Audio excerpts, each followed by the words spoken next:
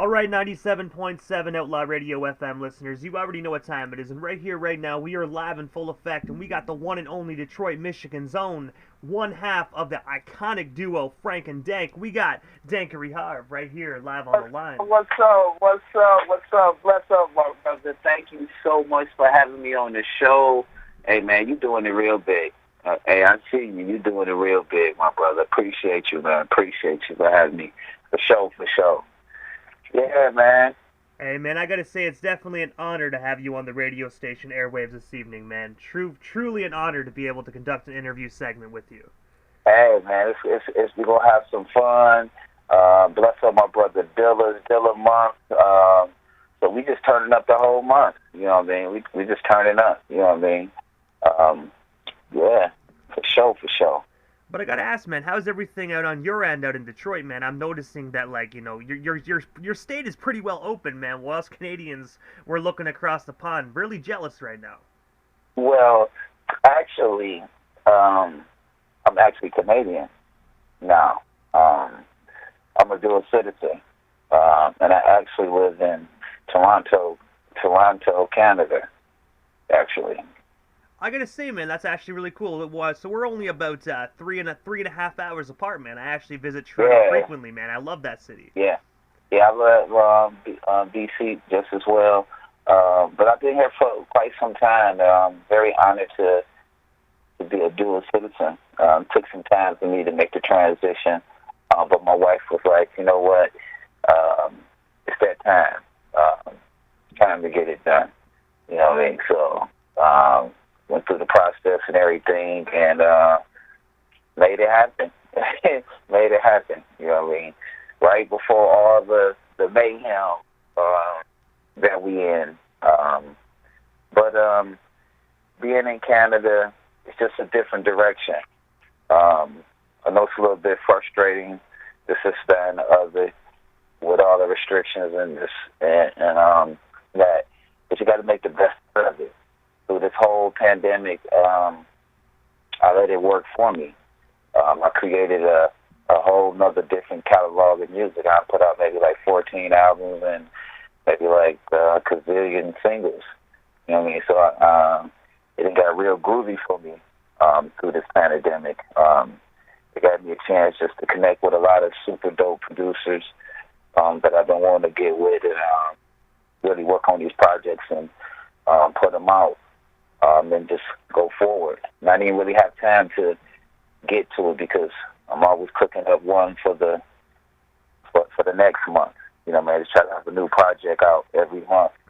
So I have a whole catalog of different producers that's up and coming, that's been out, and has been doing things, and we just rock and just work, you know. But, Dank, I want to take you back to the beginning of your amazing career this far, man. And I have to ask first and foremost, man, what originally made you decide to get into the music industry at the very beginning?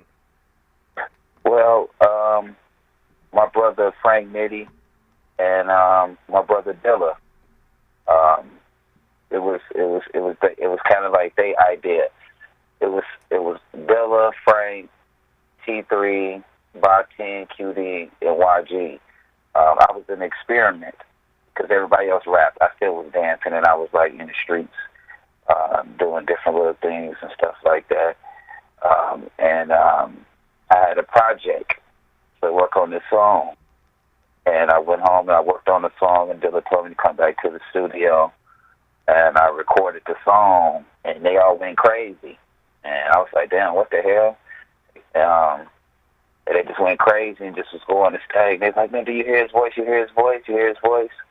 And then one song turned into two songs turned into six songs turned into 8, and then just got to running. It always been music around, but that was the first attempt, honestly, to really attack it like that.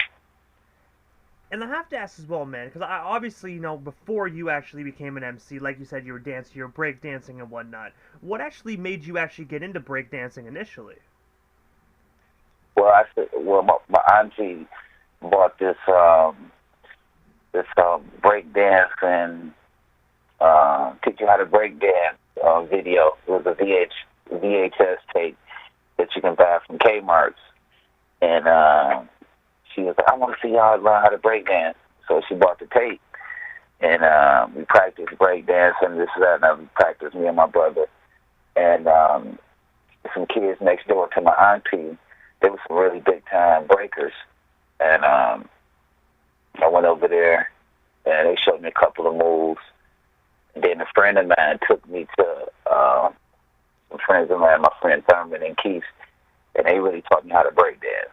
So they really knew how to break dance. So I used to be the life of the party. Any party I come, you know, I dance. I wasn't like the wildflower. I danced. Dilla and Frank used to be DJing all the parties, and they'd bring me, and I'd just get the party started. They'd be DJing, and I'd get all the kids to dance. Me and QD would do that. It just was a crazy thing. When I seen Scoop and Scrap, Big Daddy Kane dances, dance like that, it was just super dope to me. I was like, man, I'm about to get like that, a big fade and all the African beads, the gold teeth, the gold caps, and Ricky Live shirts, the baggy jeans, I had the whole kit. I had the whole kit.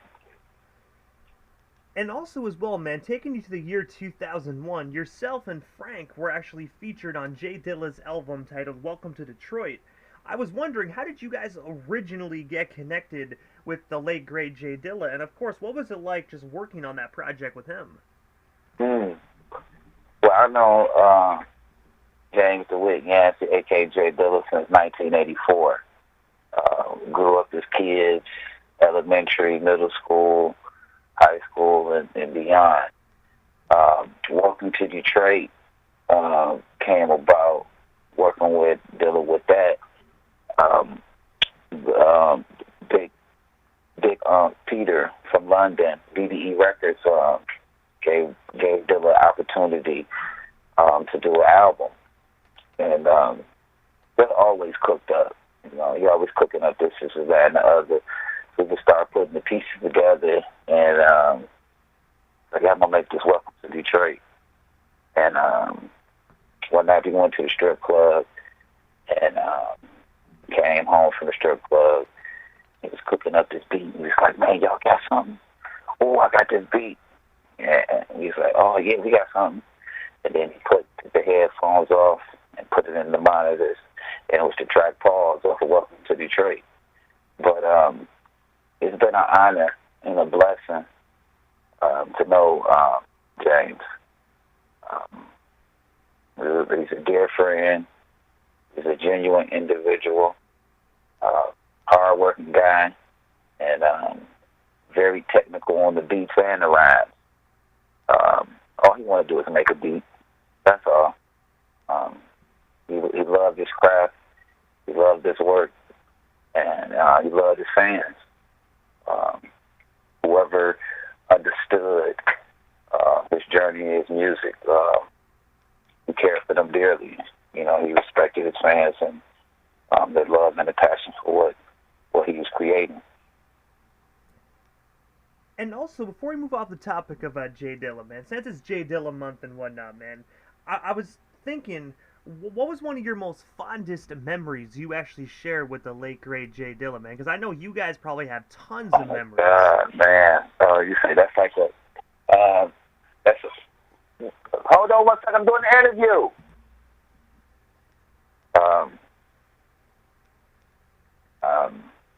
There's so many different stories. We'd be on this phone for hours talking about fondest things, but one of the realest, one of the most fondest, realest things that I could ever experience with my brother Dilla was the last tour. With the last tour, it just wasn't a tour. It was a celebration of something that he wanted to do. And what I mean, something that he wanted to do, he wanted to go see his fans. His fans was in Europe. No disrespect to America or Canada, but Europe, they stood up for him. Anything he put out, they took it in and administrated it and loved it in a way where the love for everything that he touched was enormous in Europe. Every record that he broke of ours in Europe, it stood up. Anytime it's time for a tour or anything, it's sold out and people came. So for his last foray, he wanted to go to Europe. You know, he came in a wheelchair. And that was the most explosive and most phenomenal thing and noble thing that I ever seen somebody do, which I know how particular he is. So for him to come there in a wheelchair and do his job just like everybody else, do his parts, do his songs just like everybody else, with no problem, was the most phenomenal thing that I ever seen. And I'm extremely humble and blessed to have been a part of the last tour my brother did. You know, I mean, that speaks a lot. It speaks in volumes. Because the fans out there, they showed nothing but extreme love. I cried every night on that tour. And I cried every night. It was real like that. Yeah. And also as well, in the year 2003, your guys' 48 Hours album was actually first rejected by MCA Records, and after reworking it, the record was unfortunately shelved. I was wondering if you can actually tell us the story behind this phenomenal album, and of course, what actually made MCA ultimately decide not to release it, because I do know on the internet there is like some different variations of the album that have been released, but if you can, could you tell us the backstory on this album that unfortunately never saw the light of day? Well, actually, 48 Hours actually came out on Delicious Vinyl. You can go get 48 Hours, the original copy, the original piece on Delicious Vinyl. We own the masters of it. But the problem with the record was the label had got into a big situation where they was about to merge with Gaffin Records. So therefore, we was having some complications because we needed a couple of singles to go with the album because it was real street. It was like a real street album. And they wanted some samples. They wanted some samples and stuff that they had previously heard. The actual album that it got put on hold wasn't even the actual 48 Hours. The actual 48 Hours, we never even put that out because when we went to California to do Common's Gold Party, we had a meeting with the president, the vice president, our A&R, and our management, and Dilla told them that we was gonna do a whole new album. So we went in and we did a whole new album. So the actual demo that we actually shot for the actual deal, we didn't even use none of that material except for one song. We put all the rest of it, we just put it on hold. So we went and we worked it, this is that, another. So the budget was still up. The advance was good. The contract was still good.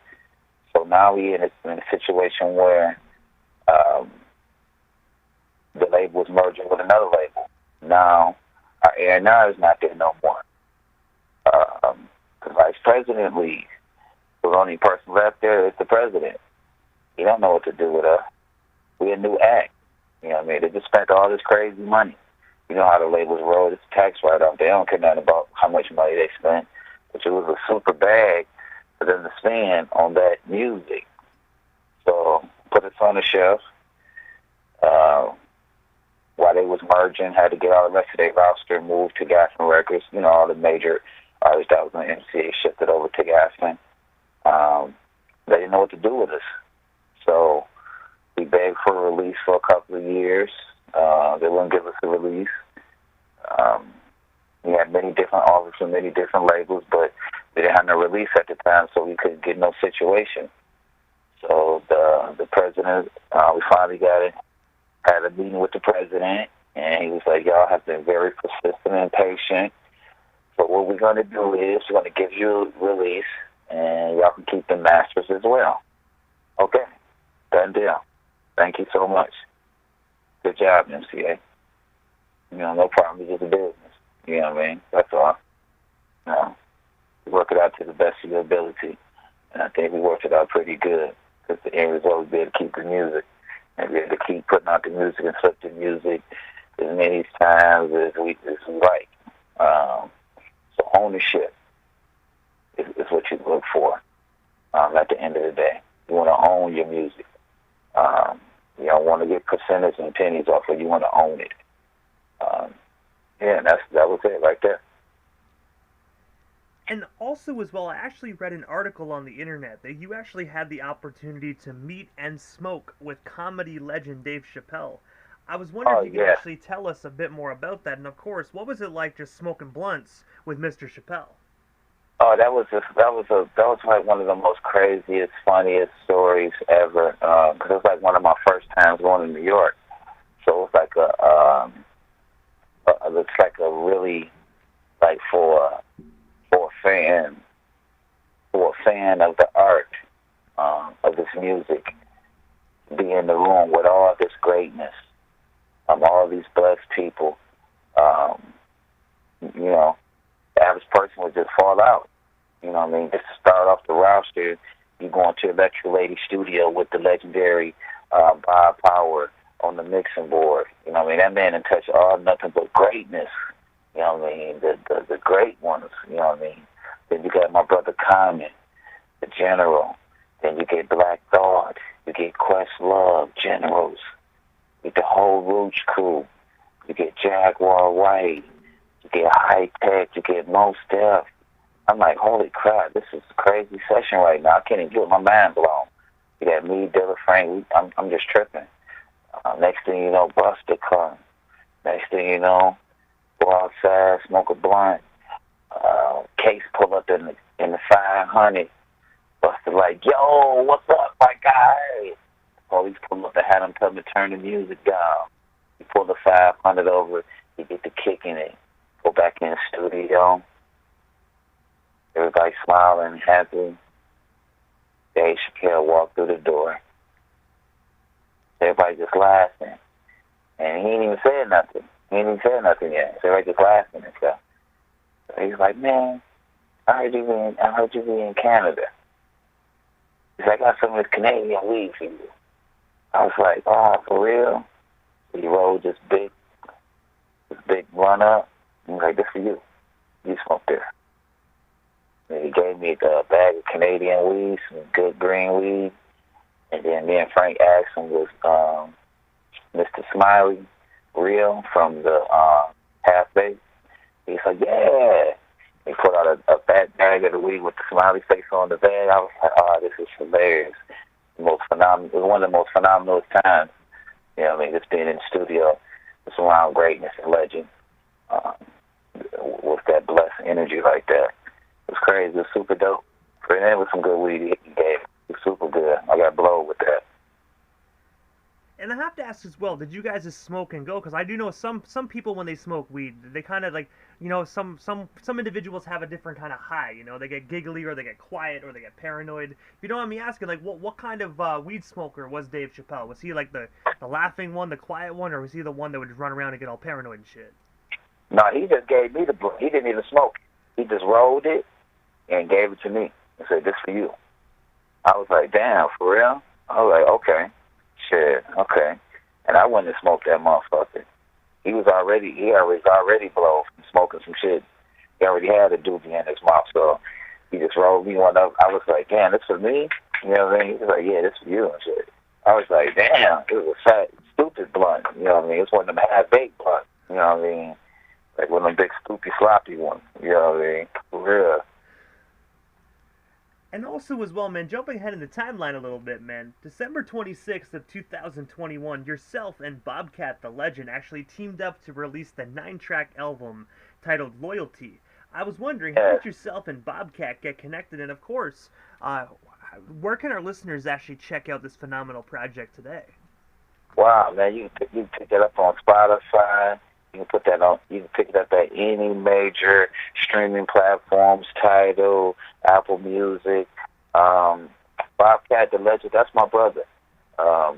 We met on Instagram, just doing it. We did another project before, and he's a very genuine guy, hardworking guy. He got a classic sound, and I like his classic sound of boom bap. It's not a lot of people that make that classic sound like that, still like that to this day. Him and my brother Tommy Van Moose, they make that classic sound like that to me, that classic boom bap with the drums and the loopy samples and the distortion of it like that. And we just cooked up Loyalty because I had a space available the month of December to cook up. So I wanted to put something out there for the month of December to cook up. And I hit my brother up. He said, yeah, let's cook it up.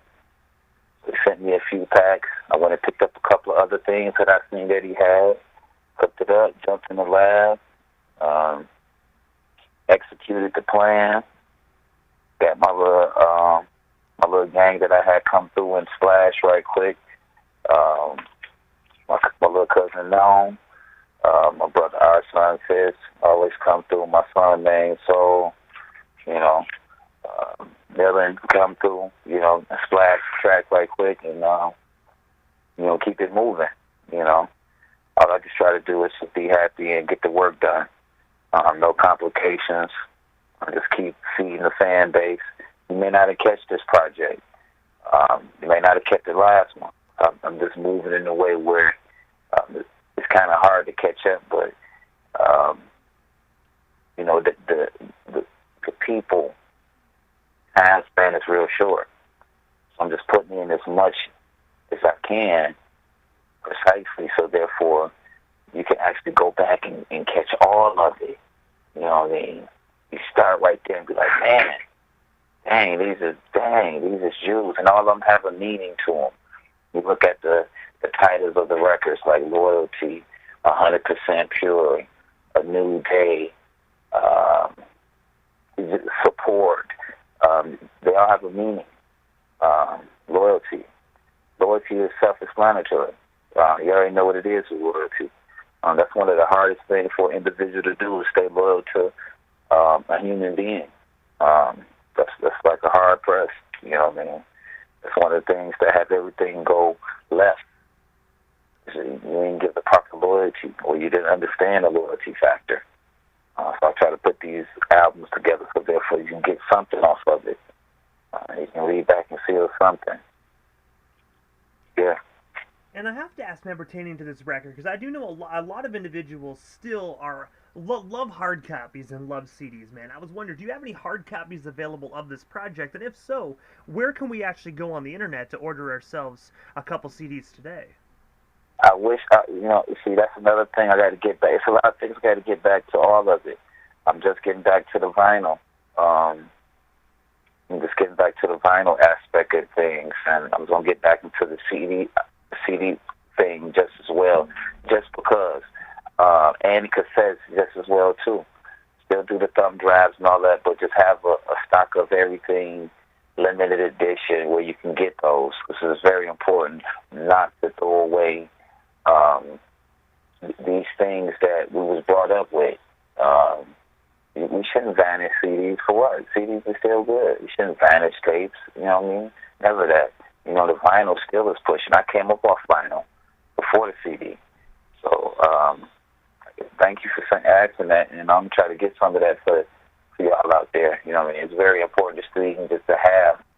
And then I got on my wall CDs, classic CDs, Frank and Dank, European Vacation, Frank and Dank Extended Play, J-Live, Welcome to Detroit, FDR, Nice to Meet You. Just because I'm looking at my wall and I'm looking at these things, I gotta feel like, wow, You know what I mean? So, yeah, let's not make that extinct. Let's just keep that going. I'm glad you said that. Thank you for that, my brother. Hey man, you're most certainly welcome. Me personally, I try my best to support streaming because I try to get with the times, man. But nothing Yeah, beats that's all. a That's all. CD. Open up the CD, being able to read the booklet, read the credits, Yeah. see. To me, that right there brings you more closer with the music and more closer with the artist. That's the classic. That's so classic. You know what I mean? Where it's like, I appreciate that. And like doing a project, have to sit down and write the notes and the thank yous and this and that and the other who you want to thank. I look at all that. You know what I mean? I'm looking at that right now on my wall. I have that open to see, so it's weird as hell. Excuse me that you said that because I'm looking at my wall of that right now. Exactly. You know what I mean? The liner notes of the CD. You might take a couple of pictures in there. You know what I mean? This, that, and the other. Just to salt it up. But yeah, that's the classic stuff. Can't forget about that because when you get over in Europe, they don't forget about none of that stuff, man. Over in Asia, they don't forget about none of that stuff. None of it. You know what I mean? You get to America, Canada try to keep some of it. I give them some love for that. America, man, we throw that stuff away so fast, it don't make no sense, man. Like, I remember I had got this Cadillac, and me and my son, like, took us 2 hours trying to figure out where was the CD player at. I had to drive it back to the dealership and ask them where the CD player was. You know what they told me? They laughed at me. It was like, these cars don't have CD players in it no more. I was like, oh my God, wow. I said, oh my God, you hook up your phone. I was like, wow. It just blew my mind. 2 hours, you look at all over the place. Inside, I was like, where's the CD player? I had a fresh CD I wanted to put in the car. Brand new Dank CD I wanted to put in the car. It didn't bust it out the pack. And I was like, wow, wasn't even in there. Yeah, so that's it, yeah. I hear you on that car situation, man. When I got my first car, actually, a couple years ago, I went to a used dealership. I had enough credit to actually get myself at least a 2019, 2020 car, but the moment they said there was no CD player, I was like, yo, I'll take that Focus in the back, and they're like, are you... They kind of looked at me like I was stupid. They're like, what? And I'm like, no, man, I'd rather an older car. At least then I can actually have my CDs for a road trip. Yeah, for sure, exactly. How's the weather at where you at? How's the weather? Not too bad. We got a bit of a blizzard there today. The 401, man, was just trash driving into Brockville. But other than that, man, it was pretty decent. I'm just staying in the house, but we got about a good chunk of snow last night. Today we got a little bit, so hopefully, we can actually get back to spring weather. Yeah, I hope so. Cause I thought so when the rain came.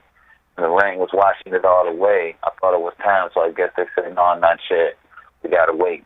You know what I mean? Because they be controlling all that stuff, man. It's just so weird how they persistify that stuff like this to keep moving. It's weird. But Dank, I gotta ask you, man. Sorry for interrupting, but the one thing I have to ask you, man, because I do know, like you said, you drop projects so consistently, man. Sometimes it's hard to keep up with them all, but I have to ask, man, what is next for you? Is there anything we happen to miss during this broadcast? Anything else you do still want to talk about or promote? What we still got you here live on the FM dial this evening?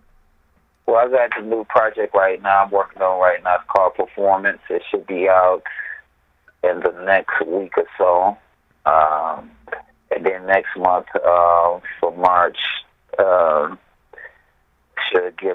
might give the people free. That's a really big project that I've been sitting on for a minute. I just been waiting to get all the little fine touches to it, and I got all the pieces together for that. And I'm just cooking up, man. I appreciate all the support and all the love across the board. Appreciate you and all the people at the staff over there. I see you doing real big. You know what I mean? I see you grinding. I appreciate to be on the show. Yeah, I'm just humble, man. Just work it. That's it. That's my whole mind. You want to work, hit me up. That's it. Anybody out there want to work, all you got to do is just hit me up. DM me. Hit me at the real Dankery Harv 313. Let's work. You know what I mean? That's it. And I got to say, first and foremost, Dank, thank you so much, man, for just giving us a bit of your time here this evening and sliding into the Prescott, Ontario FM radio dial, man. It truthfully was an honor and most definitely a privilege, Hey, man, to man, have I you on the appreciate station. you, man. You keep being great. And I tap in with you when I get the new music going on. Maybe I'll come back through and splash and, chop it up about the project. So, look for me. Hey, man, most definitely. I'm ready whenever you are. For sure, my brother. Blessings. You have a blessed week, and y'all keep rocking with my brother for sure. Let's go. Let's go. Most definitely, man. Have yourself a wonderful night. For sure. Blessings.